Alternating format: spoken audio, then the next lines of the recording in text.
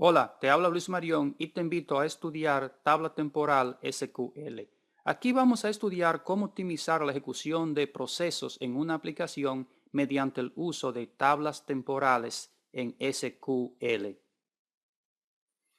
El banco ficticio BME empezó en el Caribe para proveer capital de trabajo, apoyo organizacional y logístico a la microempresa en América Latina. Hoy en día, el BME ha crecido de una manera enorme y sus 100,000 clientes efectúan 10 transacciones en promedio, lo que genera 1 millón de récords por mes. O sea, 10 por 100 hace 1 millón y entonces en 12 meses generan 120 millones de récords en el año. El problema es que los procesos de cierres, los cuales se ejecutan en la noche entre las 2 y las 4 de la madrugada, están tomando varias horas y entonces eso trae problema a operaciones. La dirección de la empresa ha decidido que se tomen medidas para que este proceso se reduzca a por lo menos 1 hora, si es posible. El BME antes contaba con un mainframe, que es un computador con mucha capacidad de almacenamiento y sobre todo de proceso, como por ejemplo el AS400, que hacía este proceso de una manera mucho más rápida. Ellos han decidido que van a instalar o han instalado a través del tiempo Blade servers que se insertan en un chasis, lo cual provee energía. O sea que en un Blade Server es como si fuera una computadora en una tarjeta, la cual se inserta en el chasis y el chasis provee energía a esos Blade Servers. Y también tienen Rack Mounted Servers, que son computadoras individuales, las cuales se almacenan en un rack o anaquel especialmente diseñado, el cual provee conexiones en la parte de atrás. O sea, es una manera de organizar estas computadoras en un anaquel. El problema es que cada año se va invirtiendo más y más en estos servidores. Vamos entonces a ver cuáles son los datos que se almacenan en un banco. Vamos para ello a hacer un diseño conceptual. Como vimos en videos anteriores, sencillamente caminamos por el banco y ¿qué vemos? Bueno, clientes. Y los clientes, ¿qué hacen en el banco? Bueno, tienen cuentas de ahorros y de cheques. Y entre esas cuentas se efectúan transacciones. Por ejemplo, el balance, depósito, retiro y transferencia, que vamos a decir que es un retiro y un depósito. O sea, que no es una transacción individual, sino que la vamos a considerar como si fueran dos transacciones. Entonces, ¿cuáles son las relaciones entre estas entidades? Bueno, si nos paramos en el cliente y miramos hacia cuenta, entonces vemos que un cliente tiene varias cuentas y que una cuenta tiene un solo cliente. Claro, en la realidad, a veces para una cuenta hay varios clientes que tienen acceso a esa cuenta, pero aquí estamos suponiendo que es el cliente que es dueño de la cuenta, el cual va a recibir el estado de cuenta, para que así sea más simple y tenemos una relación de uno a mucho entre el cliente y la cuenta. Luego nos paramos en cuenta y miramos a transacción y vemos que una cuenta tiene varias transacciones y cuando nos paramos en transacción vemos que una transacción se corresponde con una sola cuenta. Es decir, que si consideramos que las transferencias realmente son dos transacciones, podemos decir que la relación entre cuenta y transacción es de uno a mucho y de transacción a cuenta es de varios a uno. Entonces ya a partir de aquí se crearía el diagrama de entidad relaciones, el cual te voy a dejar a ti como tarea basado en lo que vimos en un video anterior, pero básicamente lo que tú vas a tener es cliente, entonces cuenta, o sea, de cliente a cuenta relación de uno a mucho o uno a varios y de cuenta a transacción también de uno a varios. Los datos que tú tendrías serían algo más o menos como así. Teníamos cliente, una tabla de cuenta y una tabla de transacción. Y entonces en la tabla de cliente los campos serían el número de cliente, nombre, apellido y grupo. Y cuenta, número de cuenta, descripción, tipo de cuenta y número de cliente. El tipo de cuenta es A para ahorro y C para corriente o cuenta de cheque. Y en transacción tenemos un ID para la transacción, el número de cuenta al cual corresponde esa transacción, fecha y el tipo de transacción, vamos a decir que B es balance, R es retiro y D es depósito, y entonces el valor el cual tiene en el signo ya se indica si es una R va a ser negativo y si es un depósito va a ser positivo, y el balance el signo que le corresponda. Entonces las claves serían para la tabla de cliente, sería el número de cliente, para la tabla de cuenta sería el número de cuenta, y para la tabla de transacción un ID que le estamos asignando consecutivamente. Bien, entonces, basado en estas tablas, se ha hecho una reunión en IT, en el Departamento de Informática, para ver cómo se pueden lograr agilizar los procesos, que no sea un asunto solamente de adquirir nuevos servidores y comprar más equipo, sino qué puede hacer los programadores y el administrador de base de datos para agilizar estos procesos de cierre que se ejecutan en la madrugada. Entonces, el administrador de base de datos propone una estrategia que es crear índices alternos. Por ejemplo, cuando tú vayas a crear tu tabla de transacción, tú empiezas a poner los campos aquí, ¿verdad? ID transacción, número de cuenta, fecha, tal y como tú lo ves aquí. ID transacción, número de cuenta, fecha y así sucesivamente. Y entonces el campo primario, o sea, la clave primaria es ID transacción.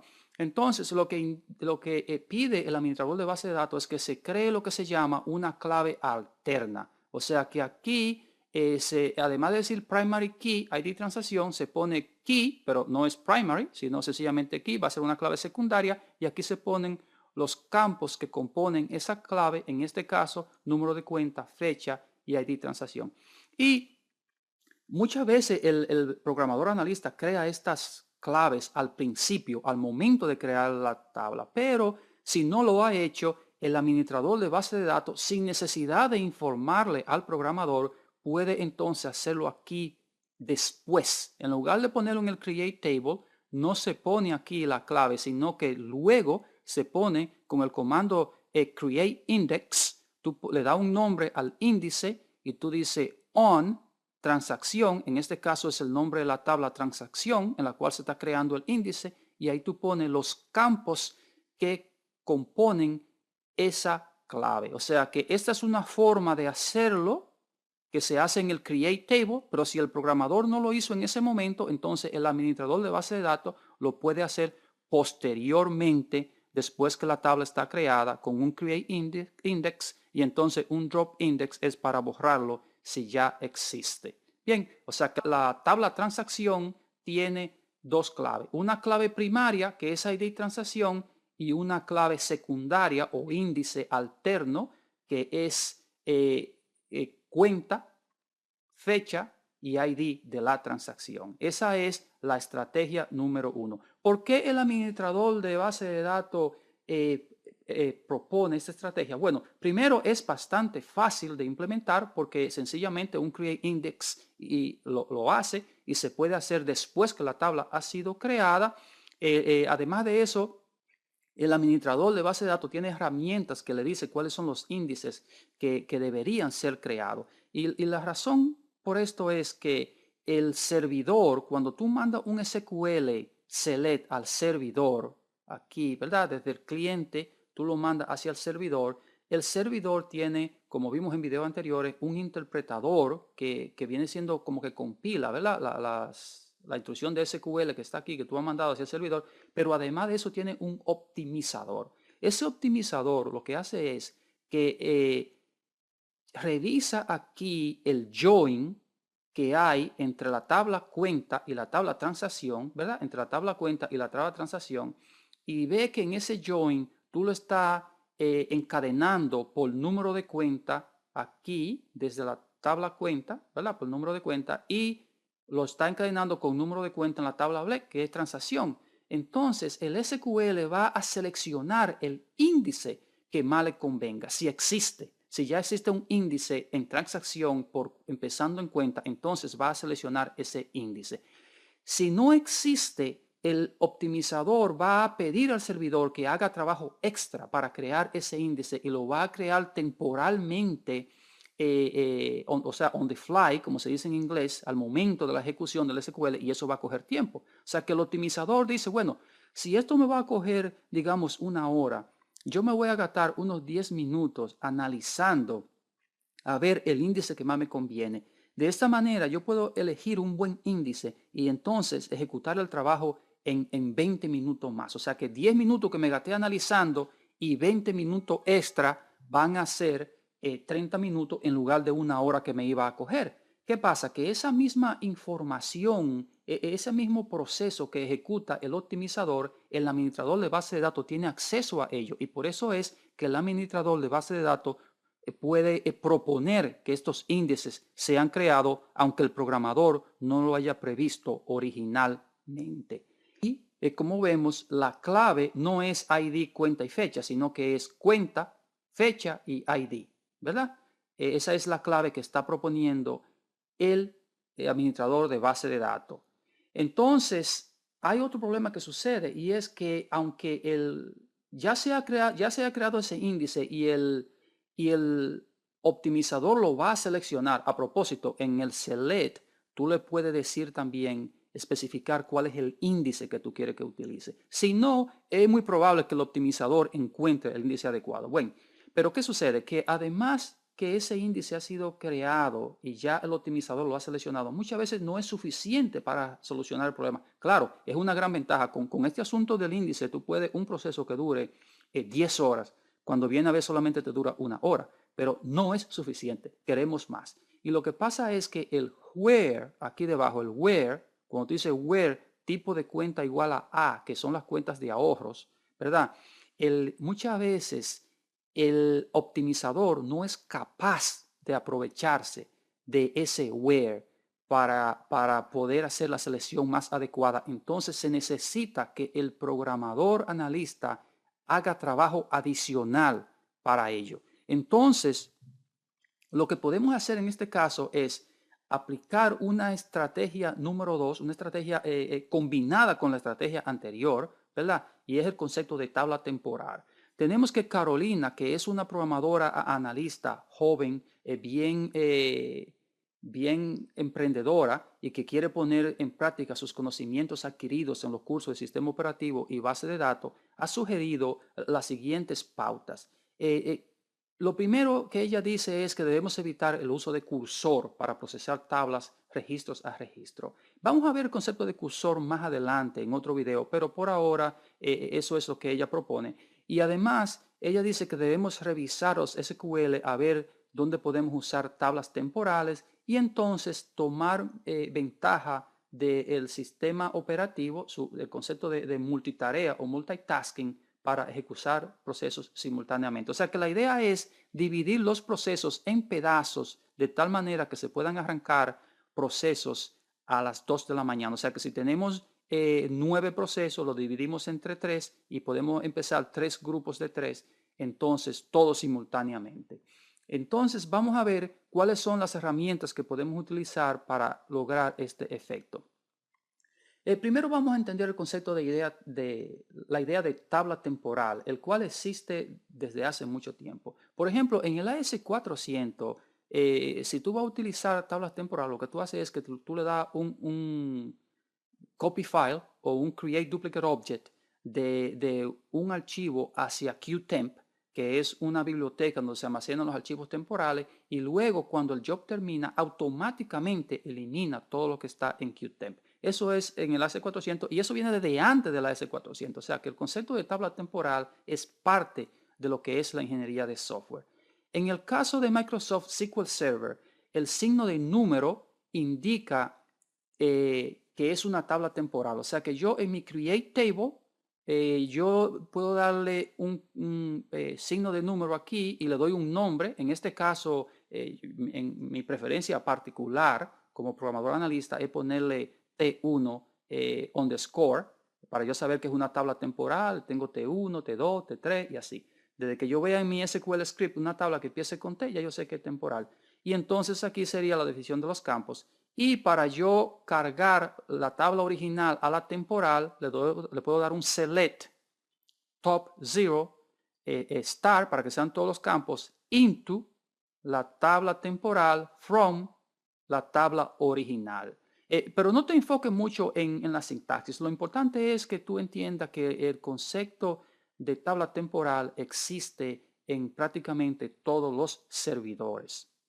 En Oracle, por ejemplo, se usa create global temporary table, un nombre para la tabla, y entonces aquí on commit preserve rows, entonces un select de la tabla original, 1 igual a 0. De nuevo, no te enfoques en la transacción, perdón, en la sintaxis. La sintaxis en este momento es irrelevante. Lo importante es el concepto y de cómo utilizar la tabla temporal. En MySQL, que es donde vamos más adelante a ejecutar algunos ejemplos aquí, se hace de esta manera. Tú le dices create global temporary table y le pone aquí el nombre de la tabla que tú quieres, y entonces si tú quieres que la tabla te la cree basada en otra, tú le pones like. Like quiere decir como en inglés, y entonces la tabla original. O si tú no quieres, tú le puedes poner aquí todos los campos que tú deseas en esa tabla temporal con su data type. Entonces, una tabla temporal se crea durante un proceso, se usa y se destruye al cerrar la conexión.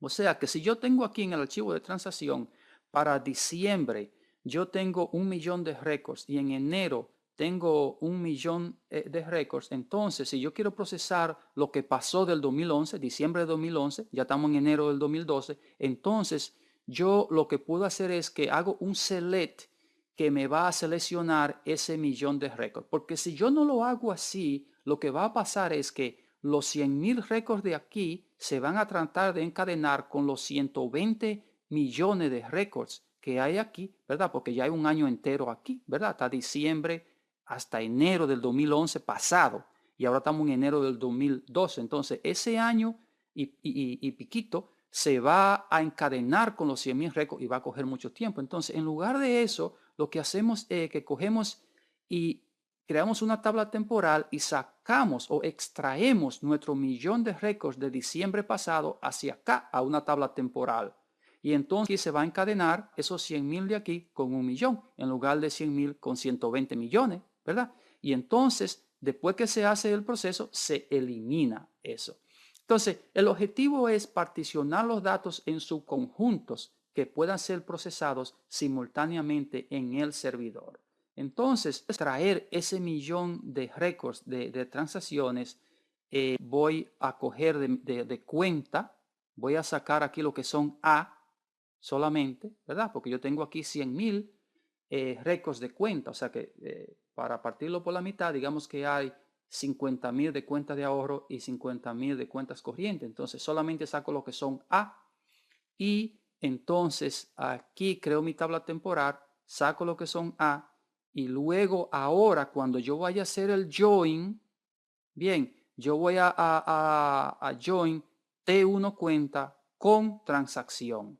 Bien, y además si yo me aprovecho del SQL anterior que yo extraje transacción, aquí en lugar de poner transacción pudiera poner T1 transacción para que sea solamente el 1.000.000 de transacciones correspondiente a diciembre. O sea que aquí yo he hecho una doble extracción. Con eso yo pudiera crear diferentes procesos, ¿verdad? Yo lo puedo dividir en grupos que se van a ejecutar simultáneamente en el servidor. O sea que si yo tengo un proceso de cierre en el banco BMI que es que produce el estado de cuenta, ¿verdad?